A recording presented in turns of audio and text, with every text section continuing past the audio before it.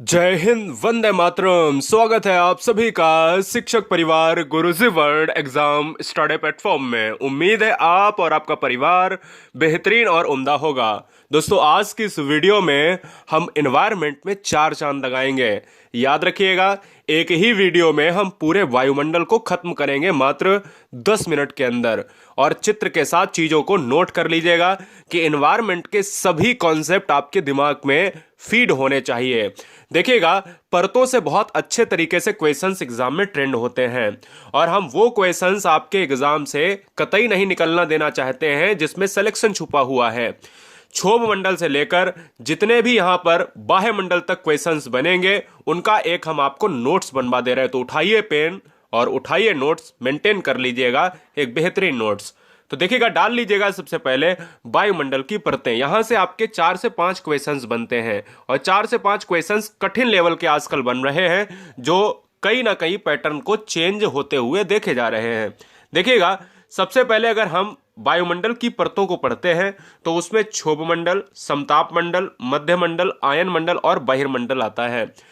उन मंडलों को पढ़ने से पहले ये आता किसमें है? ये आता है वायुमंडल में, क्योंकि वायुमंडल की संरचना आप पढ़ते हैं।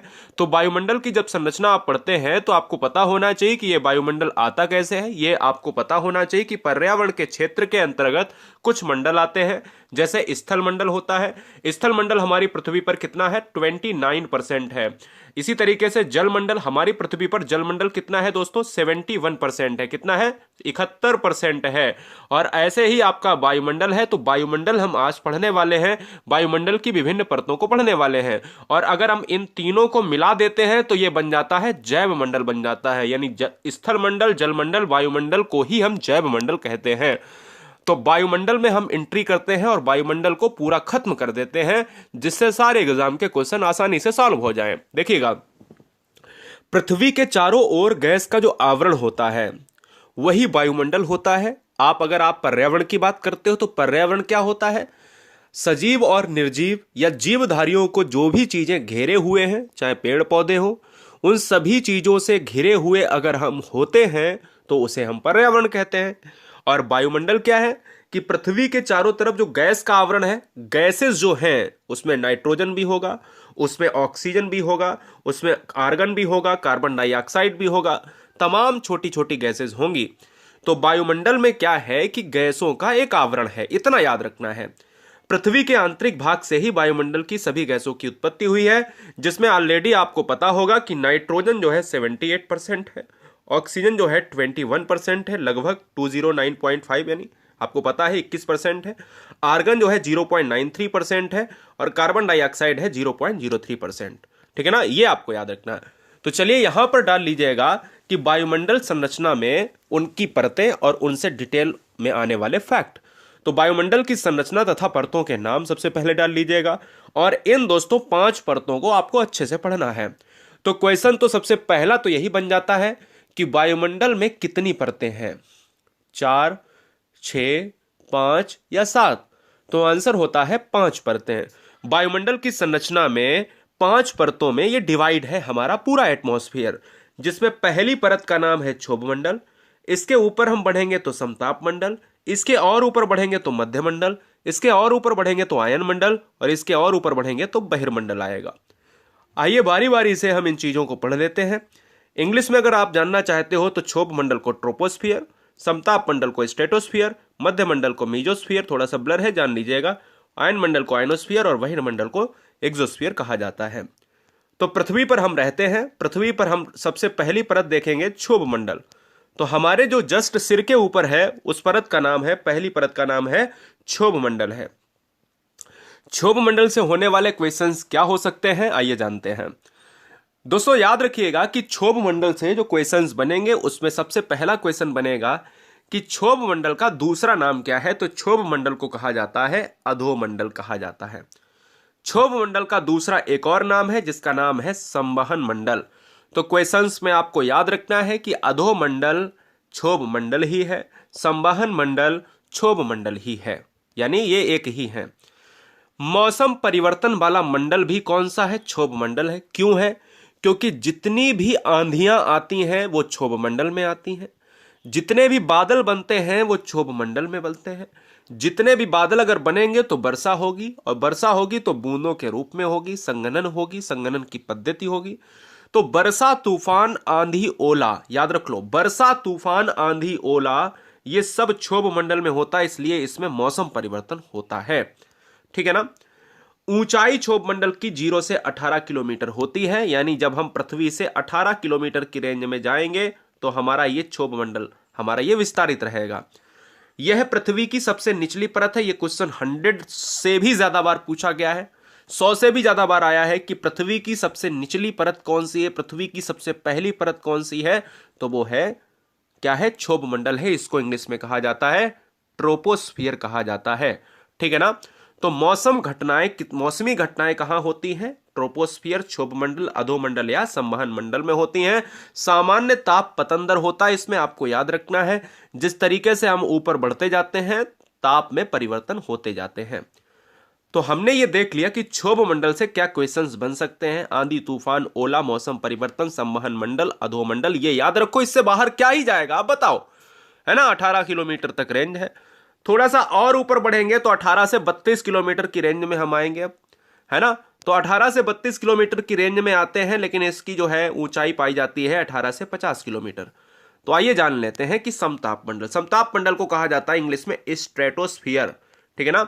और समताप मंडल को कहा जाता है स्ट्रेटोस्फियर, और समताप मंडल को सम यानी समान, ताप यानी ताप, समान ताप वाला मंडल।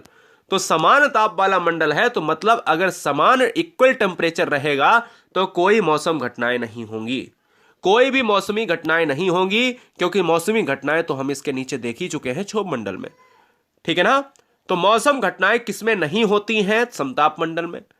किसमें वायुयान उड़ाया जा सकता है, इसीलिए तो इसमें वायुयान उड़ाने की उत्तम दशा होती है कि मौसमी घटनाएं अगर होंगी तो वायुयान क्रैश हो जाएगा।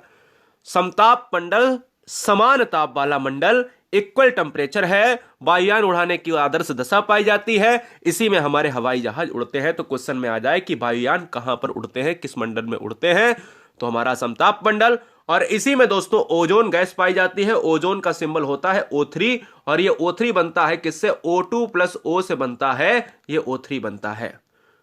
ओजोन गैस पाई जाती है कहां पर, समताप मंडल में। और ओजोन परत को मापने के लिए, मोटाई को मापने के लिए हम डाप्सन का इस्तेमाल करते हैं।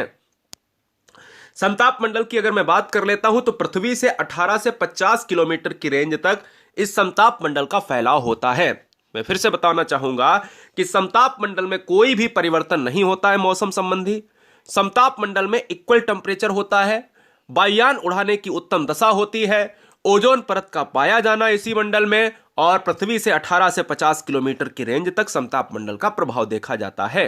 बोलो क्लियर है, कॉन्सेप्ट क्लियर होना चाहिए, एग्जाम तो अपने आप क्लियर होगा।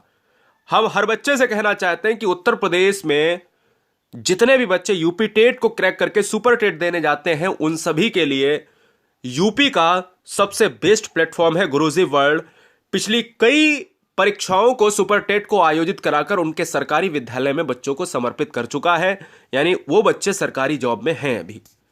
तो मिलियंस बच्चों में अगला नंबर है आपका, और मैं उम्मीद करता हूं कि अगला नंबर आपका है तो आप तोड़ देंगे, और इस परीक्षा के बाद सुपर टेट परीक्षा में कहीं ना कहीं धुआं भर देंगे।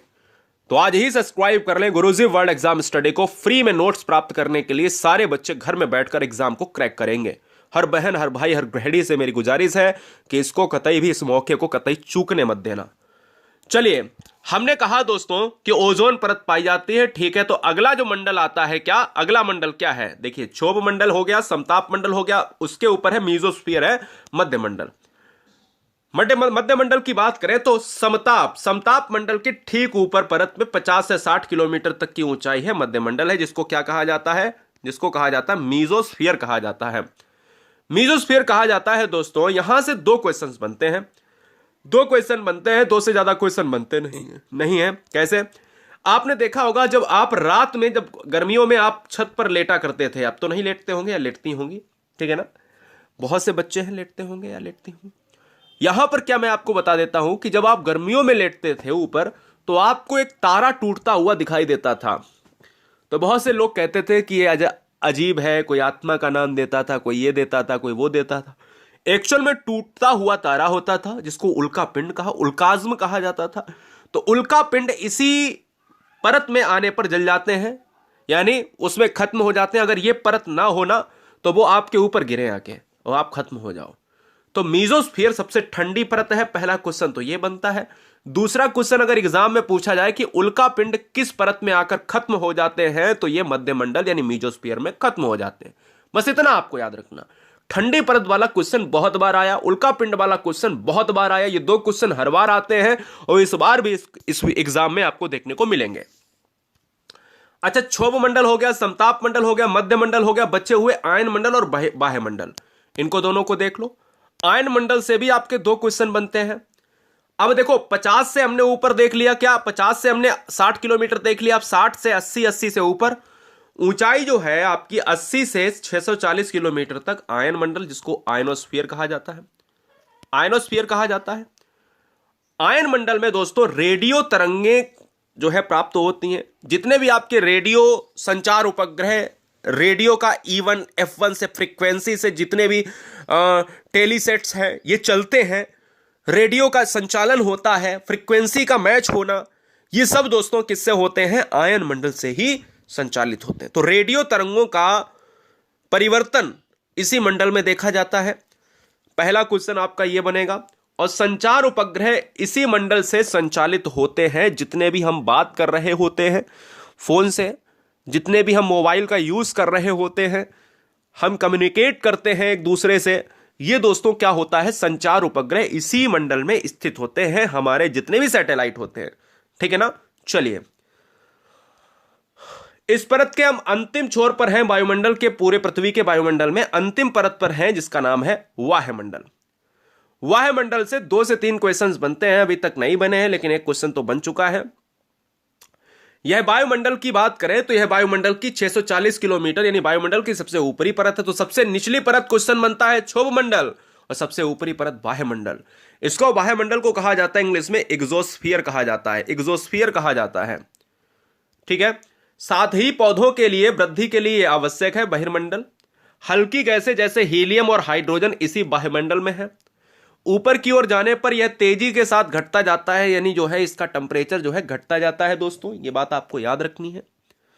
वायुमंडल की बात करें तो दोस्तों वायुमंडल पृथ्वी पर दबाव डालता है। वायु की सबसे पतली परत कौन सी है? बाह्यमंडल है यानी बहिर्मंडल है। और जलवाष्प की मात्रा 0 से 4% तक है, ये आपको याद रखना है। यहां पर 4% तक यहां पर देखने को मिलती है। और यह ऑक्सीजन एवं नाइट्रोजन का बना होता है। नाइट्रोजन 78%, ऑक्सीजन 21% और दूसरी गैस है कार्बन डाइऑक्साइड, जो मैं ऑलरेडी आपको बता चुका हूं। तो सबसे पतली परत बहिर्मंडल है, सबसे ठंडी परत मध्यमंडल है, ये आपको याद रखना है।